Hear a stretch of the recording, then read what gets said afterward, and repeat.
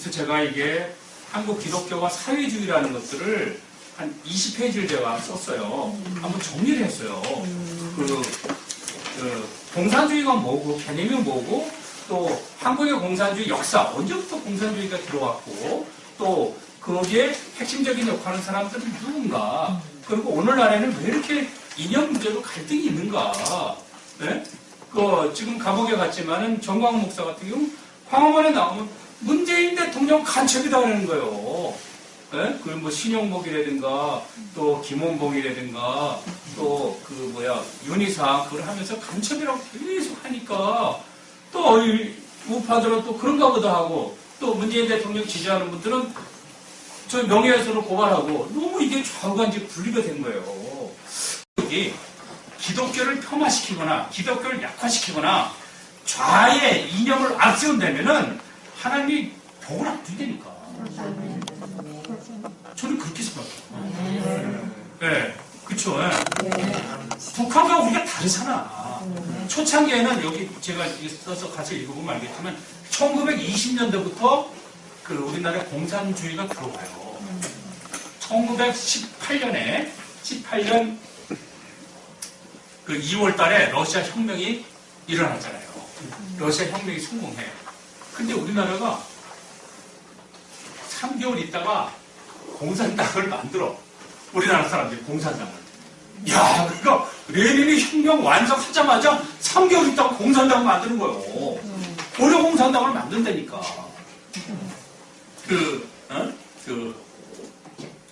러시아에서, 그러니까 이르츠크프에서 공산당을 만들어. 왜 만들었냐면은 한인들이 이미 러시아에 20만 명이 살고 있었어요. 조선시대 말기부터 너무나도 가염 주고 그냥 착취, 수탈이 심하니까 러시아로 다 이민을 가버린 거야. 특히 함경도에 그쪽에 북한에 있는 사람들이 20만 명이 이민을 가버렸어요. 그때 만주에도 우리 상해 쪽에 너무 일제히 수탈이 심하니까 20만 명이 만주에 이민을 가. 만주는 나중에 이제 100만 명까지 올라가거든요. 그러니까 러시아 가니까 그때는 잘 살았잖아요. 잘 살았거든. 그러니까 먹고 살기 좋고 잘 사는 거야. 그러니까 또 혁명이 났거든. 그래서 바로 거기서 공산당을 만들어요. 이르츠크프에 공산당을 만들어. 여기에 박헌영이가 또 가담을 해요. 그리고 영훈영이도 여기에 가담을 해. 그러니까 우리나라 공산당이 일찍 때 됐다니까. 1918년부터 계속된 거예요. 그러니까 그때 그러니까 뭐냐면 제가 잘 들어야 되는 게 이미 그때는 선교사들이 들어와가지고 복음을 막 전할 때잖아요. 또 1907년 대여 부흥운동이 일어났잖아요. 그러니까 막 그 부흥운동 한쪽에서는 일어나지 그 호남만 해더라도 1985년 동학혁명이 일어났을 때 1984년에 동학혁명이 일어났고 85년도에 선교사들이 들어와서 막 복음을 전하잖아요. 다니면서 막 그냥. 그래 우리는 그때 그러니까. 네. 그런데 막 복음 때문에 교회 학교도 세우고 막 사람들이 병거치 받고 많이 되잖아요. 그 한쪽에서는 성령의 역사가 나타나는 거고, 근데 다른 쪽에서 항상 어두운 건데, 그 가라지를 씨앗을 뿌리는 거예요. 좌에게 씨앗을 뿌렸다니까. 맞잖아요. 거기에 가장 열정적으로 앞장서 산 사람들이 이르츠크프의 한인 러시아 사람들, 러시아인으로 귀환했어요, 그때. 많은 사람들이. 그들이 앞장섰고, 또, 남한에서 그걸 올라간 사람이 박헌영과 여운형이에요. 그들이 여기서 공산주의를 배워와가지고 여운형이 내려오잖아요, 한국에. 또, 건국준비위원회 회장이 여운형이에요. 해방되자마자 만든 게. 근데 여운형은 목사야. 평양신학교를 졸업했다니까. 승동교회 출신이 승동교회. 승동교회 옆에 연동교회 있잖아요. 서울의 승동교회 출신이요. 박헌영에도 승동교회에서 영어 성경 공부를 해. 영어 배우기 위해서. 다 교회를 나왔다니까요. 근데도 그들이 올라가. 그래도 여운형은 끝까지 신앙을 안 버려. 끝까지 이제 반은 공산주의가 젖어 있었고, 반은 신앙을 갖고 있었어요. 네. 근데 또 한국에, 야, 우리만 만들지 말자. 상해에 이제 일제 항일 투쟁하던 사람이 있었어요. 그 사람이 누구냐면 이동휘가 있었어요. 임시정부의 초대 국무총리였었어요. 신앙이 되게 좋았어. 전도사급이었었어요. 굉장히 신앙이 좋았어, 이동휘가. 근데 이 사람들이 우리의 신망을 갖고서는 안 된다. 그러니까 당시에 뭐가 문제였냐면, 지금도 우리가 이제 3.1운동 이렇게 기념도 하고 그러는데, 당시에 항일 투쟁을 하던 사람들, 이 사람들은 3.1운동은 너무나도 실패했다. 그러니까 이 비폭력 갖고는 사람 희생만 당하지, 이게 일제를 우리가 이길 수가 없다. 일본을 우리가 해방할 수 없다. 이렇게 생각을 했어요. 김일성도 그렇고 여운형도 그렇고 박헌영도 그렇고 3.1운동은 실패의 운동이다. 이렇게 냉정하게 판단했던 거. 너무 많이 죽었어, 사람들이.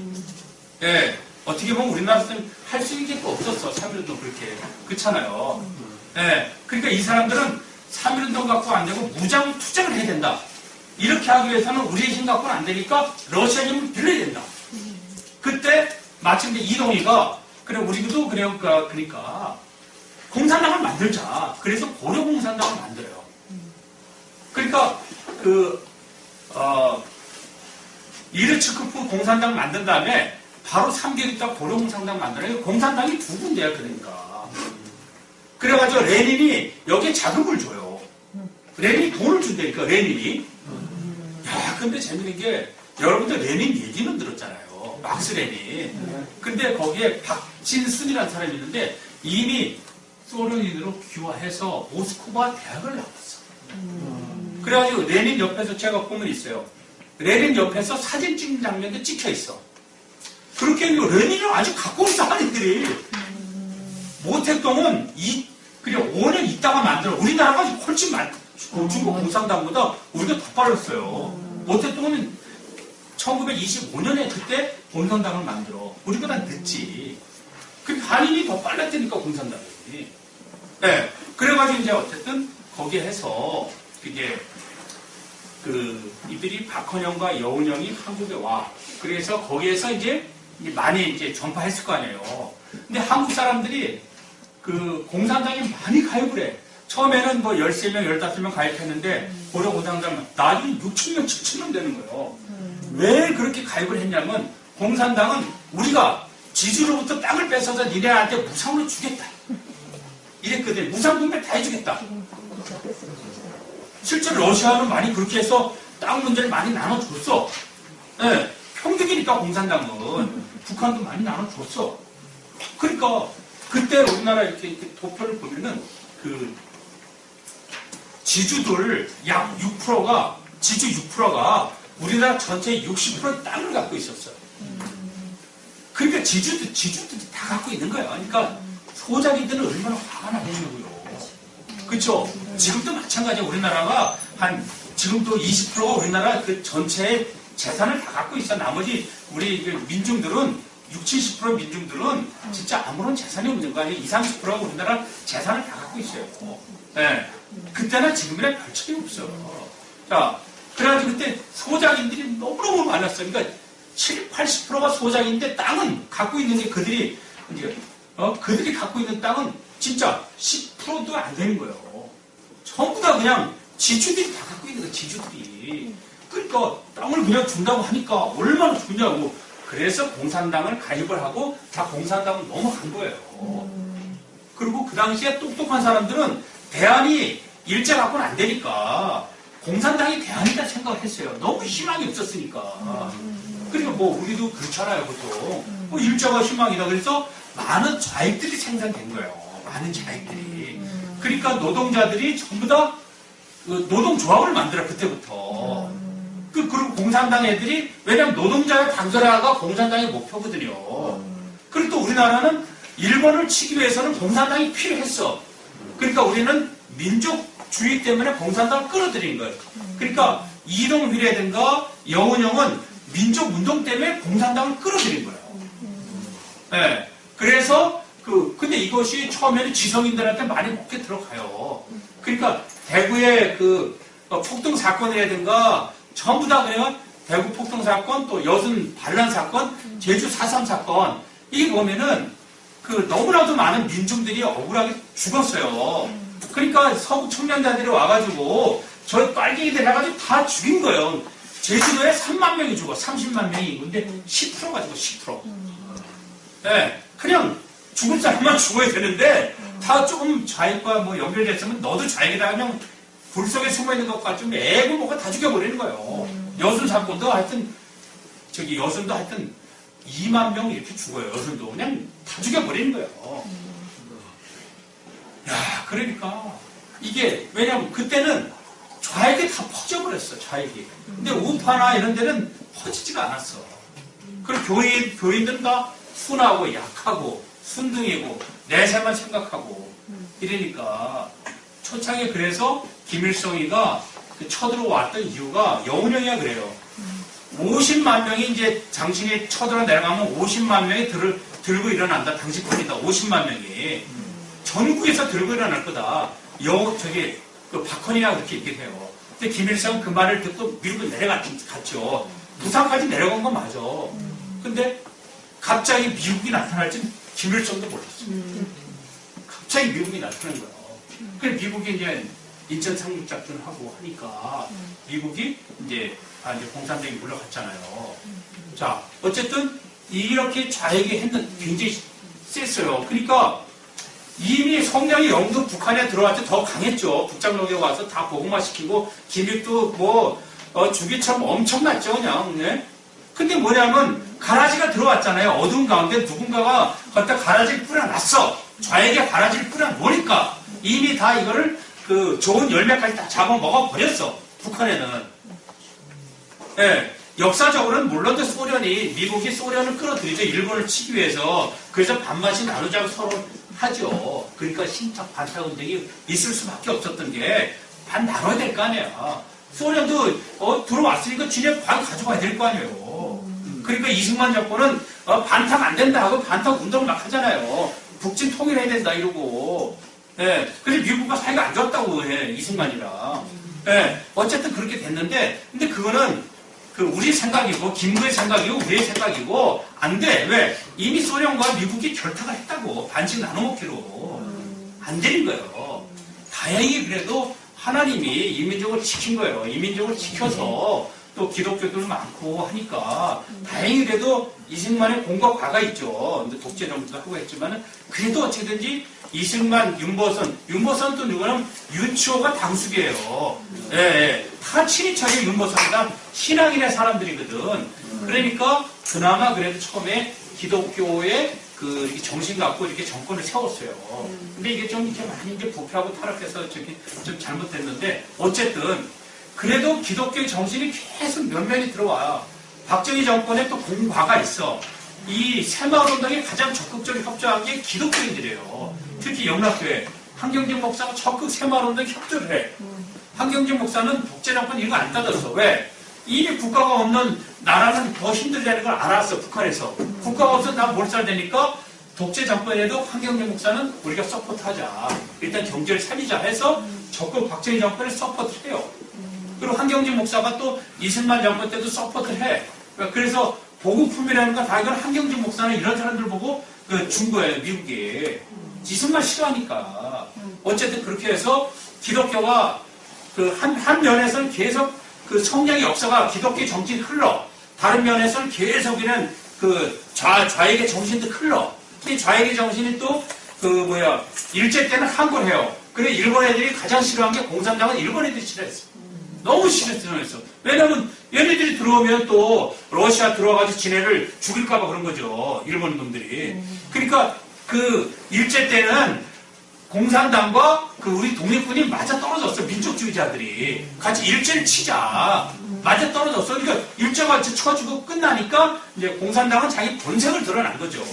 그리고 북한을 다 먹어버린 거야. 쉽게 말하면. 쳐들어오고. 자, 기독교는 기독교인들의 본색을 드러내서 또 근대화 역군이 됐잖아요. 학교, 병원, 기독교인이 없으면 되냐고.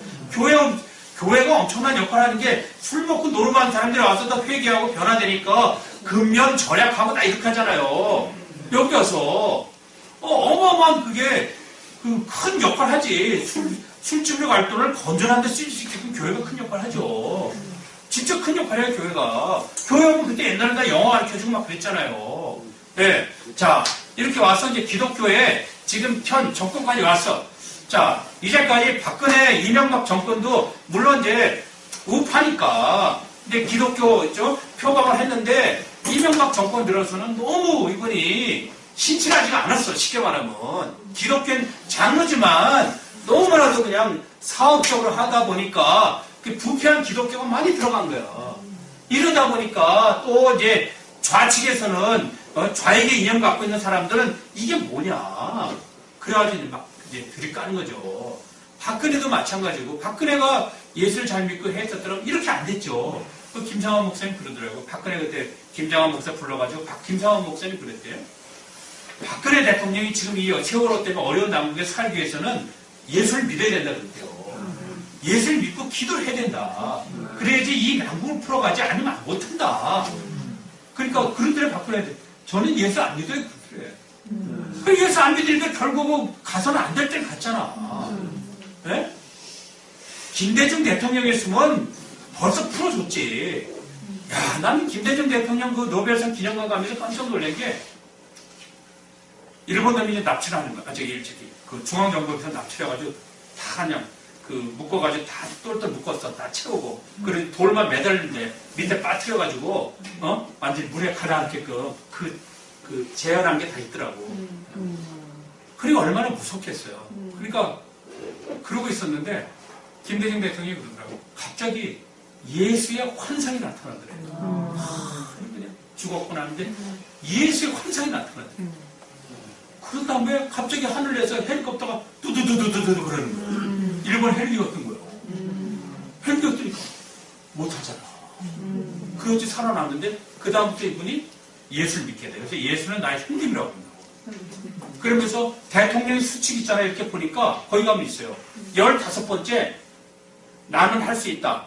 하나님이 함께한다. 이렇게 딱 써있더라고요. 대통령 수칙에. 그러면서 이분이 영세 정치를 배워요. 그래서 박근혜 대통령 청와대 초청해. 그러면서 박정희 대통령이 기념관을 세워. 자기를 죽이려고 했었던 박정희 대통령을 세워. 그러면서 또 자기를 사형 선고를 내리게 했던 전두환을 초청해, 청와대. 그리고 거기 가면 써있어. 전두환이 그러더라고. 역대 대통령 중에서 가장 전직 대통령들한테 잘한 편안한 대통령이다. 이렇게 얘기를 하더라고. 전두환이가. 그리고 김대중 대통령은 다 용서를 한 거야. 얼마 안 지나가지고 대통령 얼마 안 돼서 노벨상 평화상을 받잖아요. 그러니까 이게 기독교는 봐요. 마귀가 들어간 잘못된 그 영이 들어간 잘못된 이념이 들어간 사람 죽이려고 한다니까. 근데 기독교 정신이 들어가니까 자기를 죽이려 했던 사람 살려야 되니까. 여수 갔더니 그 손양원 목사 기념관 있잖아요. 자 봐봐요. 그 안재선이가 손양원 목사 동신이 동인을 다 죽이잖아. 근데 손양원 목사님도 참 이게 바보 손양원이지. 그걸 찾아가지고 죽이지 말라 그러고 거기까지만 하면 괜찮은데 내 아들 삼겠다고 하는 거 아니에요. 그러니까 봐봐요. 좌익은 사람을 죽이려고 하는데 기독교 영을 가진 사람은 자기 아들 죽인 사람을 살리잖아요. 그쵸? 그 선동이 딸 있잖아요. 딴 거 다 해도 왜 그걸 아들을 살냐 이거지. 오빠랑 하고 그것 때문에 시끄럽다고 그러고. 그러니까 봐봐요. 아들 사이가 안재선이 아들이 또 목사가 돼. 그래가지고 어디 아프리카 선교사 가려고 그 준비하고 있는 코로나 때문에 못 가고 있더라고요. 그냥 빨리 가는 게 낫지. 예. 자, 그러니까 우리가 제가 뭐냐면은 암만 이 정권이 기독교를 폄하하고 포괄적 차별금지법을 시행하려고 하고 뭐 어떻게 하더라도 저는 그렇게 생각해요. 근데 이 정권을 우리가 기도를 해야 될 것 같아. 우리가 뭐 낙수처럼 물리적으로 대항하지 되지는 않을 것 같아요. 네. 그래서 나는 한국 기독교 아까 미래라고 그러셨는데 한국 기독교의 미래는 우리가 더 기도하고 똘똘 뭉치고 어떻게 되니 더 열심히 하고 복지 정책 잘하고 살리는 있잖아요. 이 정책을 해야 되지 않겠는가.